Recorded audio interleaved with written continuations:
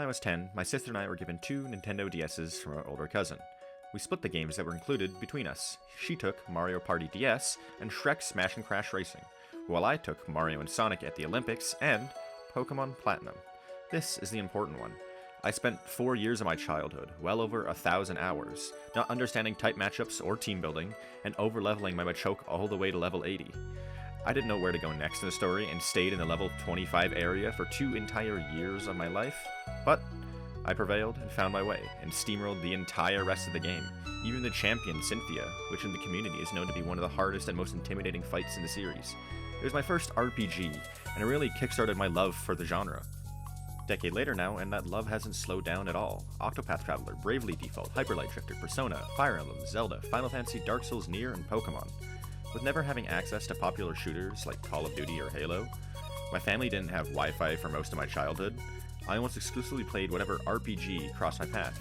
And while most of these games are great, taking up a significant chunk on the list of my favorite games of all time, none of them ever really gave me that feeling that I got when I played that first Pokemon game. Until Sea of Stars. The art, the music, the combat, the style. It was right up my alley, and after pouring 60 hours into it, I can say it is one of the best games I have ever played. Sabotage Studios had crafted a game that pulled on all of my heartstrings, a symphony to the golden age of RPGs, of Chrono Trigger, Paper Mario, Castlevania, none of which I've played. So why did it give me such an intense feeling of nostalgia? Yearning? Not quite. I think it's something more than that. Why is this game seemingly not made for me enthralled me oh so much? I was led down a rabbit hole of learning about these old games' influence on Sea of Stars and how nostalgia invades our perceived value of gaming. It's some cool stuff, so I hope you join me with my journey into Sea of Stars.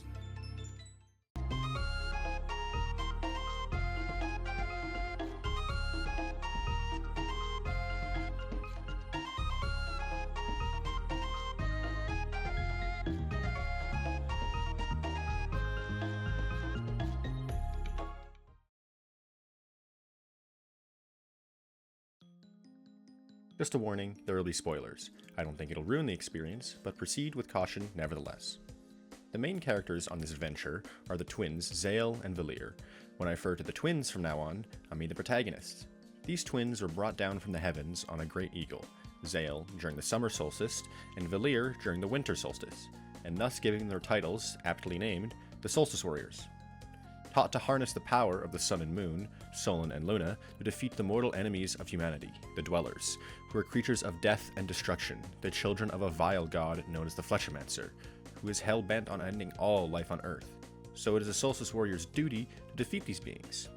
And they have, for generations, with blades, staves, flames, and rays of light, not without cost. In a battle before the time of our protagonists, many generations of Solstice Warriors set out to kill the Dweller of Strife. It was brought down, but not without heavy casualties. Only 3 Solstice Warriors survived, Moraine, the leader and teacher of the group, and another pair of twins, Bergaves and Erlina. They were for the longest time the last bastion of safety for humanity, until our protagonists Zale and Valir come along. Just fledgling warriors, the twins are sent to hone and harness their abilities. With hope, they're able to gather enough strength to properly do battle with the new Dweller, the Dweller of Woe. So the twins, with their very best friend Garl, a simple village boy, set out on an adventure, experiencing the joys and hardships of the world. It's a pretty simple plot, at least in the first half of the game. Children of prophecy, fighting an ancient evil, exploring the boundless wilderness, and adventuring with their friends, old and new.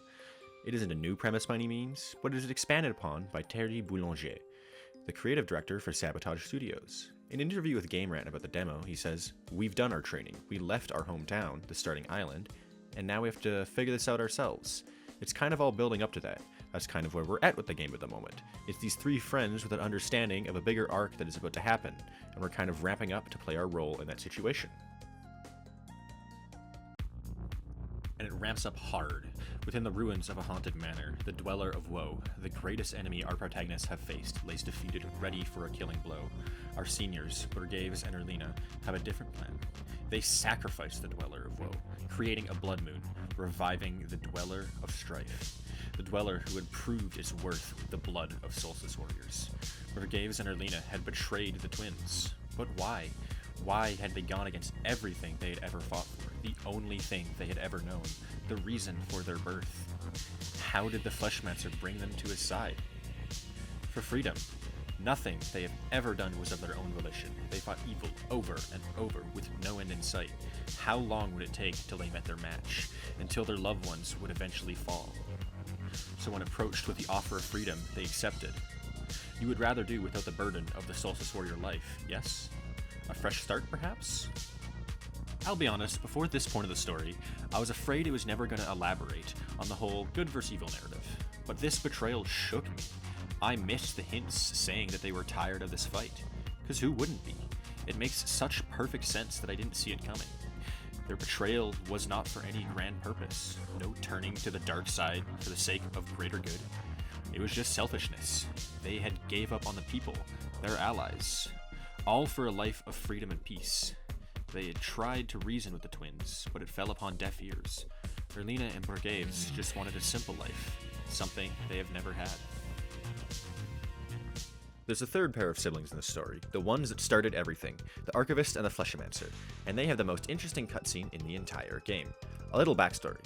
As it turns out, there is another god, Rashan. He is the Archivist we've been seeing now and again and narrating our actions as we progress. He is the brother to the Fleshomancer, also known as Aephral.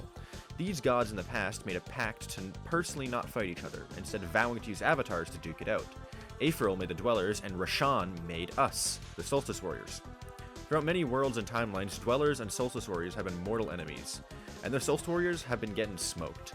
But Rashan cannot help directly. The two gods cannot interfere with the other's warriors. So anyways, Rashan attacks a Dweller. Not really his fault. One of our party members threw his weapons at the Dweller in an act of desperation, but it does not matter. Aephral senses the breaking of the oath and climbs through a portal, his tentacled lips swirling. He wants retribution. He fires back at our party for revenge. Garl jumps in front of everyone else right before it connects, and...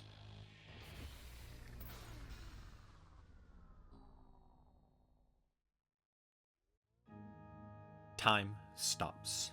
Rashan steps forward. Crystals fill the air, and the two have a chat.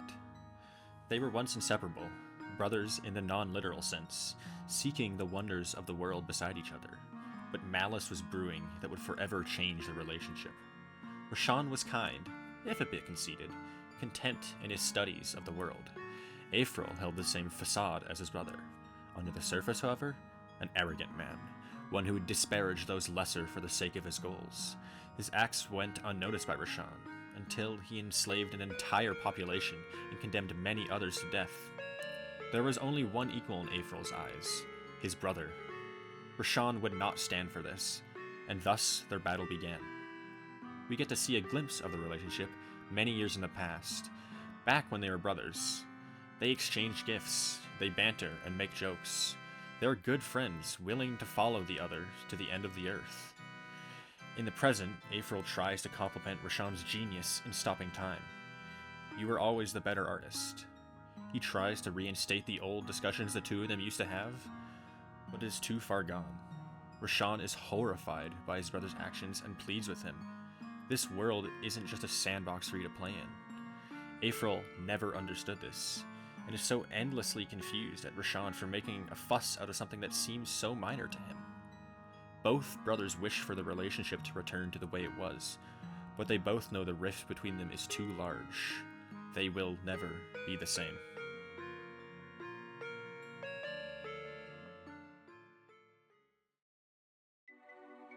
The most important character, even more so than Zale and Valir, is Garl. He is the twins' best friend, having known them their entire life, with a shield in battle and a ladle at the campfire. The warrior cook defends and provides for the party the best he can, despite not being a Solstice warrior himself. He doesn't limit his kindness to just his close friends. With his charisma, he fosters relationships with most of the people he meets. Not for any other reason than getting to know them and developing a friendship. And he does, with pirates, musicians, butlers, dragons, and gods. With sincerity, believing that everyone is worthy of kindness, believing anyone can change for the better. He tries to reason with his adversaries and often succeeds. Garl, with the help of Zale and Valir, tries to bring about a better future, free of all the suffering caused by the Fleshomancer. It was something I hadn't seen in a while. Just an honest, good-hearted guy. I've seen some say that makes him shallow, and that the story revolves too much around him. Perhaps. But I don't think it matters. The story is, at the end of the day, a journey about traveling with your friends. And who better than the person that will put it all together? Garl is a uniting force, a glue that brings in other good souls. He does not hang on to the past, instead striving to make the most out of the present, to sit with everyone equally, to share good food and laugh, just as he's always done. Some people have complaints about how slow the game starts out during the ramp-up. I myself had some gripes about this for a bit, but it is very important for it to play out like this. Letting the story take a backseat for a while really allowed the rest of the game to get you caught in its grasp. For me, it was the set pieces, the overworld. I'll have just finished exploring an area, passed through a transition screen, when the camera zooms way out, revealing a sea dotted with islands, dark green forests surrounding mountains, with a statue that looms far above them, tens of kilometers tall, ruins of a forgotten time just steps away from a homely portside town, spiraling cliffs leading to plateaus of ravines and plains, a majestic sleeping dragon coiled over top an array of waterfalls stretching down to the sea, a peaceful village of purple trees, and a floating palace. These scenes made me lean back, cause goddamn, they're so cool, so beautifully handcrafted and filled with mystery. What are all the ruins doing here? The statues? The dragon? Not to worry, there is someone up to that task. Teeks, our eccentric little lore master. With her magic book, she tells stories around the fire for all to listen. Although her tales are not mandatory to understanding the overall story, I found her records very interesting when talking about all the little details of the place I was currently exploring. One of them being about the sunken Dokari ruins, which contains probably the hardest gaming puzzle I've ever encountered. I generally try not to look up solutions to puzzles in games, but after half an hour of puttering around trying to get light to bounce around to form shapes, kind of like that Wind Waker dungeon if you've seen it before, I forfeit and looked it up. I'm not sure why I found this one so difficult, but what do? Most of the other puzzles do not approach this level of difficulty. They were great though, one of the highlights being the Tower of Ansudlo, this game's version of the Water Temple. I think it's one of the best levels/dungeons I've played. Lower or raise the various water levels to gain access to a valve that raises the central area's water level to reach the top. It's all the best parts of a Legend of Zelda Water Temple, without some of the tedious aspects that the older games had. The rest of this game's puzzles, while not being as memorable, were still great, consisting mainly of what I would call strength puzzles, using a Pokemon, or in this case, a gust of wind to push around boulders and rocks. Our combat is a standard JRPG fare with some twists added to spice it up, taking timing hits and blocks from Paper Mario, and adding a lock-breaking mechanic going all the way back to the Xenosaga series. The spin that Sabotage Studios added to these other mechanics is the character's mana. Your characters can only cast spells 2 to 3 times before running out of it, wherein they have to use basic attacks to gain some back. The creative director, Thierry Boulanger, expands on this idea. If my bar is full, I'll use it because I'm wasting my regeneration. So it's to prevent these kinds of things where it's like, I'm never going to use magic throughout the dungeon, and at the boss, you can't just be spamming your same spell. Sabotage Studios decided with all of these mechanics, new and old, to put together all these things, because it seemed like no game had it all. Now, how well was this executed? In my opinion, pretty damn well. The 3 systems play well into each other. Break locks to survive big attacks and deal big damage. Use mana to either break said locks or punish weakened enemies. And time your attacks to hit harder and more. One last thing, there's this really cool attack called Moonerang that can, in theory, go infinite, as long as you keep deflecting at the right time. It doesn't do a lot of damage, but it is very cool either way. And this combat system is very fun. It is not very hard though. I only game overed once, and that was due to me not paying attention to the mechanics of a boss. This makes for a laid-back and chill experience. It doesn't require whipping out a notebook, intense strategic planning, or Adderall-induced reflexes. Most fights you can kind of just steamroll right through. Some might have issues with that, but that's okay. I don't always want games to be stressful or a lot of effort. It's kind of like playing Platinum again, just kind of running around, exploring, and pressing Rock Smash with my overleveled Machoke. But these games are so very different. Why do I feel nostalgia playing the game meant to be embodying all of the old games I've never played? Is it perhaps? Nostalgia is defined as a wistful or excessively sentimental yearning to return to, or of some past period or irrecoverable condition, as per Merriam-Webster. A simpler way of putting it is the memory of happiness.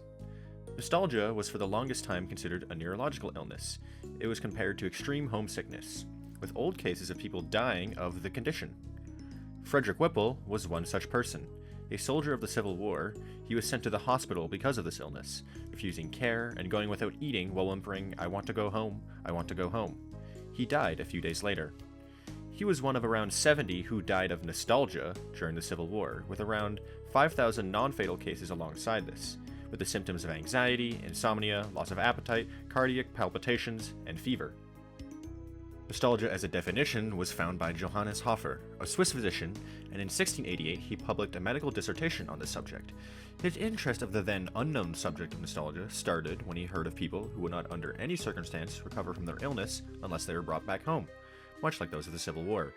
He wrote his thesis long before that, however. Hofer tells a story of a girl who injured herself quite badly in a fall, requiring surgery.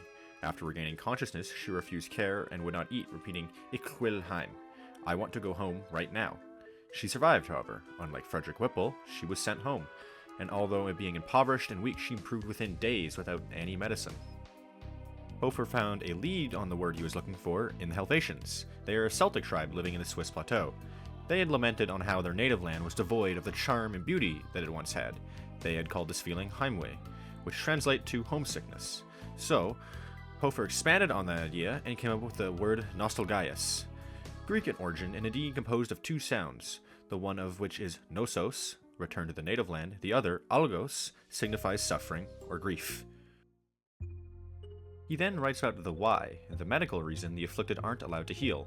Bear with me here, it might get a little complicated. This dissertation was written over 300 years ago.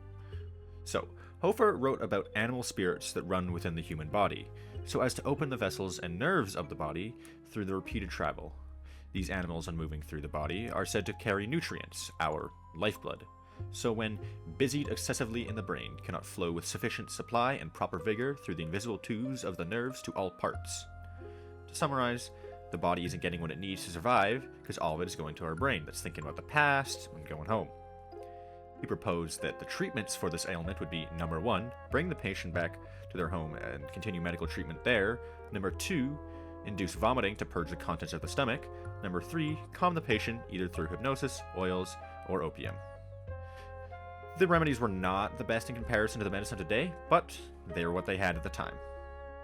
In this case, it's safe to say that Hofer's theories are also outdated now. Nostalgia is no longer considered an illness by today's standards, nor the symptoms caused by animal spirits.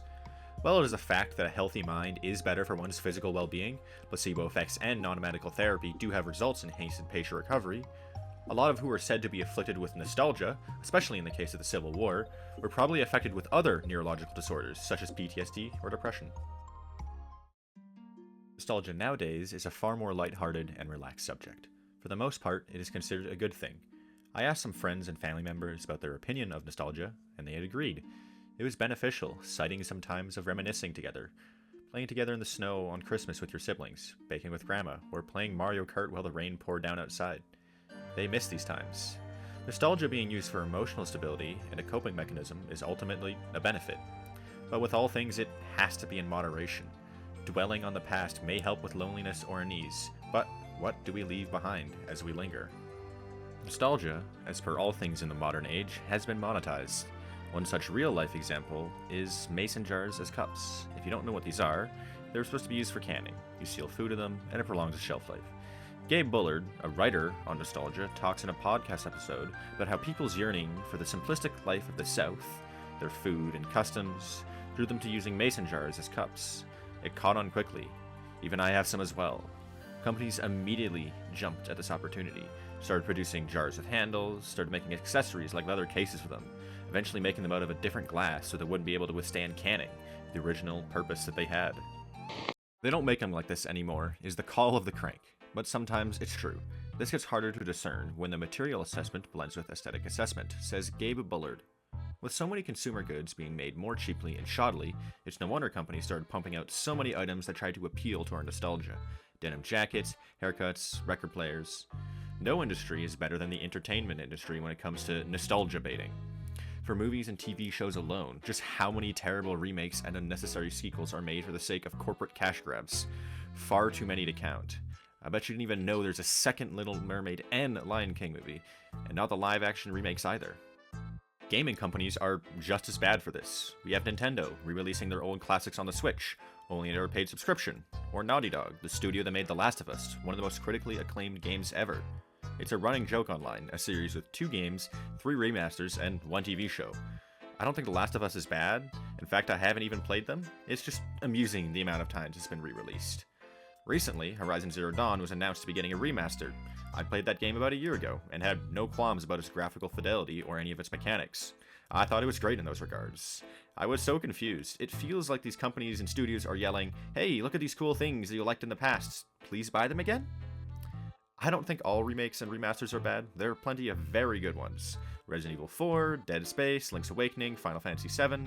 One difference between their counterparts is 1, how long ago they were made. If Horizon Zero Dawn was a PS3 game with quite aged graphics, I'd understand, but it's not that old. Another difference is if the gameplay or story is fundamentally changed. See the Final Fantasy VII Remake. The gameplay is way different, and even the story takes a departure from the original as well. Sea of Stars not being a remaster or a remake does not exempt it from the critiques I have. The game very much attempts to hook you in with nostalgia by being modeled after older games. Sabotage Studios is very explicit in their inspirations, naming Final Fantasy, Chrono Trigger, Super, and Paper Mario. The difference is they expanded on the idea. They didn't just copy, made something wholly unique. What we're shooting for is a game that is as good as your memory of those games. However, if we made games that are exactly like those games, then well, you wouldn't miss the stiff controls, you wouldn't miss the unfair difficulty spikes, you wouldn't miss lengthy bits that just add playtime that don't really meaningfully impact your experience. Now, my experience with Sea of Stars was that of awe and wonder. So much compassion oozing out of every nook and cranny. Careful extraction of beauty from old to new. Crafting a journey with equivalent weight to the originals. It's a love letter in its truest form, meant for everyone to see and experience what the developers saw in their formative moments. I am one of those who received that letter, though it was not addressed to me. There is a word for this feeling, anamoya. It's nostalgia for a time or place one has never known. I never played the old classics. I was about a decade too late. But it feels like I've known them all along. Perhaps it's because of all the discussion about them and their reverence. But no, for me it was Sea of Stars. I can only guess how objectively it captured the feeling of smacking a Goomba with a hammer or Aerith's death. But when I hit some poor guy with a boomerang 20 times over, or when Garl struck down by the Fleshamancer, while not perfect comparisons, I think that they might have nailed the feeling. And that's what this all comes down to. Feeling. Something only the self can truly understand. And with my one point of comparison, Pokemon Platinum, Sea of Stars feels like I'm back at home after school, grinding level against Shellos and Buzel, catching Azelf in a quick ball while my family was making sausage with my grandparents, or finally finding where Team Galactic was after 2 years of constant playing. All these memories I remember clear as day. Do I think Sea of Stars is perfect? No, but it is pretty damn good. And I want to share my love of this game with you all. Pokemon Platinum was my first real game that led me on my gaming journey, and Sea of Stars is what I arrived at, and I am very happy with that.